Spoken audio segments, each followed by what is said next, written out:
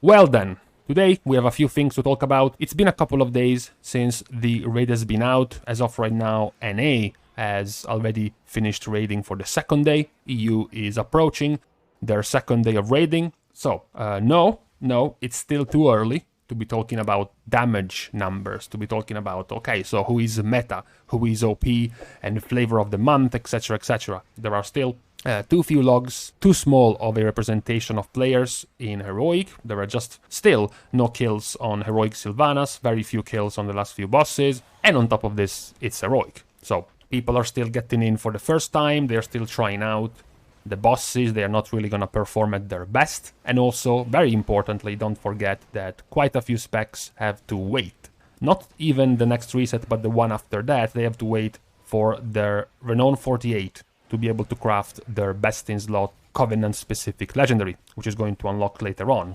Specs like Fury Warrior, specs like Balance Druid, for example, all have to wait. But what we can look instead with the data we have is the representation, the participation, the popularity of these specs. Because if one class is choosing a certain spec, it's much more likely that that is what they're going to be playing once Mythic is out. Unless we're all getting bamboozled, unless we're all getting debated and a bunch of people are playing Frost Mage for the lulz, and then all of a sudden they will respec Fire Mage as soon as Mythic opens, we can already start seeing which of the specs are going to be popular. They are going to be represented for this upcoming tier. The actual numbers of their performance, like damage and healing, is of course much less relevant, but their participation is. So let's start by looking at the DPS. Looking at the first couple of raids for NA and the raid of yesterday for EU, we have Balance Druid as the most popular. Balance Druid is pretty much the only one that has been left out compared to the rerolling that has been happening in other specs. Specs that were contending with Balance Druid were specs like Affliction. Specs that were contending with Balance were specs like Fire Mage, even Marksmanship Hunter, and also something like Unholy Death Knight. Now, all of these specs in some way have been nerfed, so they have been losing popularity because they are trying to move away from other specs, whereas Balance is still Balance, so they are still very popular. The only thing worth mentioning, I said I'm not going to mention the damage because it's not relevant, but I made the example, a specific example of Balance, and this one is relevant because Balance right now does not have its best in slot legendary. As you can see here, they are even trying to move away from their good old Balance of All Things legendary, which has been their staple for Season 1, but they don't actually have their Sinful Hysteria legendary for Ravenous Frenzy yet. So they are stuck playing with Primordial Calcanic Pulsar and doing mediocre damage. So this explains their bad performance as opposed to their very high popularity. They are expected to be doing much better as soon as they get their hands on their actual legendary. This is a situation similar, but even worse, than what we had with Elemental Shaman at the release of Shadowlands. Elementals did not have Windspeaker's Lava Resurgence for basically 3 weeks until the last of the world bosses in the rotation became available, and they were able to get their hands on it. More importantly, and this shows you just how quickly things can change, more importantly, we see Destruction Warlock as the second most popular spec. And at the same time, I'm gonna pull out also Affliction as the second least popular spec. Yeah, no surprise, there is Survival at the bottom. Really? Do we have to mention it? It's at the bottom. The real thing, obviously, is the switcheroo between Destruction and between Affliction. This was the population we left at the end of 9.0.5 pretty much, and you can see that Affliction was very high up and Destruction was pretty low together with Demonology. I mentioned this was going to be the more likely result when we went over the prediction, given the sims we had a few days ago, that Demonology would have seemed higher than Destruction, particularly because those were single target logs, single target predictions, but in the end, Destruction would have been more popular. In general, regardless of the tier, except for a little stint a couple of expansions ago, it's always going to be either Affliction or Destruction, the most popular Warlock spec. In this case, it's going to be the swap from Affliction to Destruction, and Demonology seems like it's going to stay pretty much in the same position it was in the last tier, which means only the die-hard demo fans are gonna stay Demonology, everyone else is gonna go over to Destruction. A couple of specs that haven't changed yet, and I wanna say I was right on this one, are Marksmanship and Shadow Priest. So, for Shadow Priest there was the point that Shadow Priest had been nerfed, but it was also reiterated that their nerf was not as heavy and as hurtful as the nerf that Affliction received. On top of this, Affliction has competition. They have 3 different specs players can choose from in the class, whereas Shadow, just like Balanced Druid, doesn't have any other choice. You either play Shadow or you have to reroll to a completely different class if you want to DPS. So Shadow is remaining a pretty popular spec together with Marksmanship. This was the other call being made. Even if Marksmanship, after the hotfix nerf and not scaling very well, not getting really anything new, powerful in the new tier, no, even when they get their hands on the legendary bow, it's not really gonna change too much, but it's still Hunter. It's still basically the most popular class in the game. There is still going to be thousands upon thousands of people who will still play Hunter, and they can still be used to handle annoying mechanics, ranged mechanics. So it's going to be pretty simple to keep seeing Hunter very popular, even though they're not performing as well. This is not going to be the case, for example, if Shadow Priest is shit. If Shadow Priest all of a sudden becomes terrible, nobody's going to have any qualms benching him, just like for Elemental Shaman. If Elemental Shaman is weak, nobody's going to worry about just getting rid of him for the raid. Hunter is in a little bit more of a privileged situation. Who is also in a privileged situation is mage players, because mage players, just like Warlock players, can choose within 3 specs. So, the prediction initially was that Fire was going to die. If it was being used, it would have still been used in Mythic Plus only, whereas raids would have become the territory of Arcane and Frost. Now, mage players themselves were predicting Arcane becoming more popular and more used than Frost. So that is still something we have to look for. Arcane is still being played, is still being popular, especially much more than what we had at the end of 9.0.5, but Frost is taking over. Frost is also, we have to say, much simpler to play. Arcane, you have to actually know the encounters, you have to know when your DPS burst windows are up and available, and you can take advantage of them, whereas Frost is a little bit simpler to go through the bosses for the first time in the first week of Heroic, so we still have to see about that. The only thing that is worth mentioning with the difference between Arcane and Frost is that I mentioned that Ventir was going to be the choice for Frost, almost exclusively, whereas for Arcane it was a little bit more in between Kyrian and Ventir, because Ventir was technically simming very highly, higher than Kyrian even. And this would have been pretty powerful because it would have allowed you as a mage to freely respec between Frost and Arcane while still being able to use the powerful Covenant for both. This doesn't seem to be the case so far, because of the Arcane players we have some 94% basically all going Kyrian, not Ventir. So they are creating an exclusivity. The Frost Mage players can reroll to Arcane if they want to because they are Ventir, but the Arcane players who stayed Kyrian are going to have a lower output, a lower performance if they go over to Frost and they are locked into Kyrian and they are not Ventir. That's the only significant thing we can draw from the first couple of days, not really the damage numbers when it comes to Mage. Now, so far we have talked a lot, and it's basically been just range players. So what about the melee? The melee happen to be in a pretty thick bunch in the middle. Now we have Havoc, we have Fury, we have Unholy, Assassination as well, are right below all of the first range specs. Fury, Unholy and Havoc are basically in a similar situation as they were before this patch. In 9.0.5 you can see that the situation was very, very close for these specs. The only outlier is Assassination, which has of course kept rising. Remember, Assassination before they started getting buffed significantly was somewhere in the bottom quarter, then they started rising and rising and rising. They ended up the 9.0.5 just about in the middle, and now they are a little bit higher. The surprising part is of course that when rogues were posed the question, do you want to go Assassination or do you want to go Subtlety? For now, the answer seems to be Assassination. It's worth mentioning that both specs should play, at least for raids, with Ventir. For Obedience, the Covenant-specific legendary, which, once again, is not available.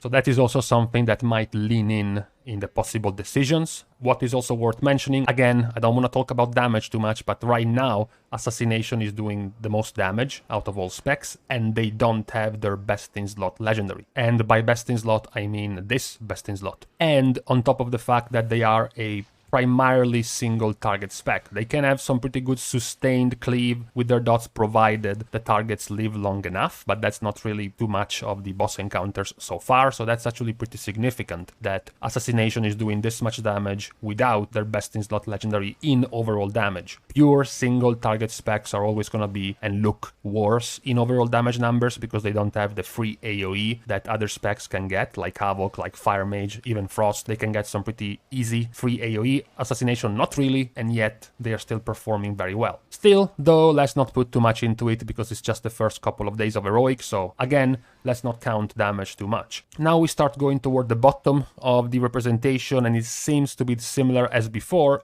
plus the addition of all the specs that got swapped. So Subtlety is still here, Arms Warrior is still here, Feral Druid, of course, long-time member of the bottom pack, Frost DK is still here, Demonology as well, and then we have the additions of Affliction, and we have the addition of Fire Mage, simply because they got taken over by Destro and by Frost. This was also pretty predictable, very unlikely hybrid niche specs like Windwalker, like Retribution, like Enhancement, or Feral. They were going to get any major changes so far. So for now, we can say it is mostly going according to plan. The swap from Fire to the other mage specs, the swap from Affliction to Destruction, balance is still very high, even though currently underperforming by a bit simply because they lack the legendary. The same can be said for Fury Warrior, currently doing a little bit worse than expected simply because they don't have Sinful Surge, the Covenant-specific legendary. The only outlier, as mentioned, is Assassination, and even Subtlety, that don't have their best in slot legendary, yet they're still performing very well, particularly Assassination. What about, though, we talked about DPS enough for the representation, what about tanks? So, okay, the main thing to take about the representation is that so far Guardian Druid has gotten a very heavy spike in representation at the cost of protection. This is how we left 9.0.5. You can see that Protection Paladin was basically at the top of the bottom, right? After Vengeance and Brewmaster it was Prot Paladin right after, and even then it was basically at half the representation of Brewmaster. Now though, we can see that Guardian Druid is very high in representation, much more than they were in 9.0.5, while still having Brewmaster and Vengeance as the most represented tank specs. What is also worth mentioning is that we ended 9.0.5 with Vengeance at 160,000 parses to Brewmaster's 100, so basically there was over 50% more representation for Vengeance, whereas here we see that Brewmaster is even slightly ahead. So, looking at the numbers logically, Vengeance is dropping players in favor of Guardian. This can also be used to go back to the representation of DPS and see that Havoc is continuing to rise. So, lots of people from Havoc went as refugees into Vengeance because Havoc was shit at the start of the expansion, so they took the free spot of Flavor of the Month as Vengeance. Now that Havoc is starting to gain some decent representation and decent damage, at least certainly better than the start of the expansion, there is a less of a reason for players to stay Vengeance. At the end of the day, when it comes to tanking raids, not Mythic Plus, Vengeance is not really better, so to speak, than Guardian or even Protection Warrior or even Blood DK. They are just there because of the debuff primarily. With Havoc being more present in the raid as a DPS, there is less of a reason for Vengeance to be there. The same cannot be said for Brewmaster, because Windwalker is not really getting more popular, so there is still a reason to bring Brewmaster. I have almost skipped mentioning Mistweaver. We will see soon that also Mistweaver is not getting any more popular, which means Brewmaster still has a reason to be very popular. This is the main thing to take away from the tank representation, the fact that Guardian Druid is now more popular. Now, lastly, we have the healers. When it came to healers, we ended up very similarly to what we had before. The fact that Restoration Shaman was the most popular, followed by Holy, and then there was a gap with the rest. And that's the main difference now. Holy is ahead of Discipline by quite a lot. Now, there can be many answers as to why this is happening. We haven't gotten through enough of Heroic to give a proper answer, and more importantly, we haven't gotten through Mythic to give proper answer. Generally, the general answer when you see things like this is that HPS, so poor throughput, is more important in Heroic because the big hits don't hit as much as Mythic, so you're bound to stay more alive, which means what matters more is healing rather than shields, absorbs, and damage reduction. But when you jump into Mythic, there are going to be very deadly mechanics that need to be dealt with things like barrier, with things like spirit shells, so discipline is going to grow in value. Now, to finish this overview of the first couple of days of popularity, we have to have a segue into movement, because this touches on the holy/discipline disparity, which is the heavily increased movement of the fights. As you know, or maybe you don't, discipline requires a decent, we can say, decent stationary period of casting to be able to get their full damage, their full double radiance into Spirit Shell, into damage casting sequence that requires them to be pretty still. And in mobile, Holy Priest, not really. They can just go off casting instant spells and a 1 second fast heal thanks to flesh concentration, so they are much more mobile than Discipline. They're still slow, they still don't have dashes or whatever, but they are in general more free to move around. This can also be a reason. The raid encounters so far have gotten a lot of movement. This is supposedly part of Blizzard's attempt at fixing the disparity of range DPS versus melee DPS. So the solution apparent in the raids so far is that you simply got to move more. So if you have to move more, you have to get interrupted essentially as a caster to move, which means a melee DPS like a rogue can just stick to the target and keep DPSing, while a DPSer like a mage or a warlock or a balanced druid have to keep moving, interrupt, and only use instants for those periods of movement, which is going to disrupt the ranged and supposedly give you a more even damage profile when you look at the damage done. This is something that might very well impact the overall performance of DPS specs, but also, as we have just seen, it might also impact healers. Discipline is of course the worst one when it comes to standing still healing. Holy Paladin is of course the least problematic when it comes to having to move, because they can just cast everything instant. Technically speaking, a Holy Paladin will never need to cast anything, so they really don't get impacted by this. We can say that there are some phases of intermissions, there are some phases of bosses fucking off and you having to basically just run and dodge and move, so the Paladin can't actually damage anything, which means they actually drop in healing. That is also another thing that could be taken into consideration. But this is all for the overall participation of the specs so far. This is the actual progression in the first couple of days of Heroic. It looks roughly similar to the first couple of days of Castanatria, actually, so far. Which is actually kind of surprising, because we have more item level than we had at the release of Castanatria. Remember that, roughly speaking, looking at the first dozens of kills of Castanatria, Heroic Denatrius, the average item level at the time was around 197, 198, close to 200 basically, when Denatrius dropped to 119 item level. So there was a 22, 23 item level disparity. Now Sylvanas drops to 149, and the average item level of most guilds getting to the last bosses of Heroic is around 231, 232, which means the item level difference is about 17-ish item level, which is 5 to 6 item levels lower than the difference you had in Castanatria. So it should be technically, theoretically, easier to progress, at least for Heroic. For Mythic it's a different beast. So with this, we can stop with our first analysis of the raid so far.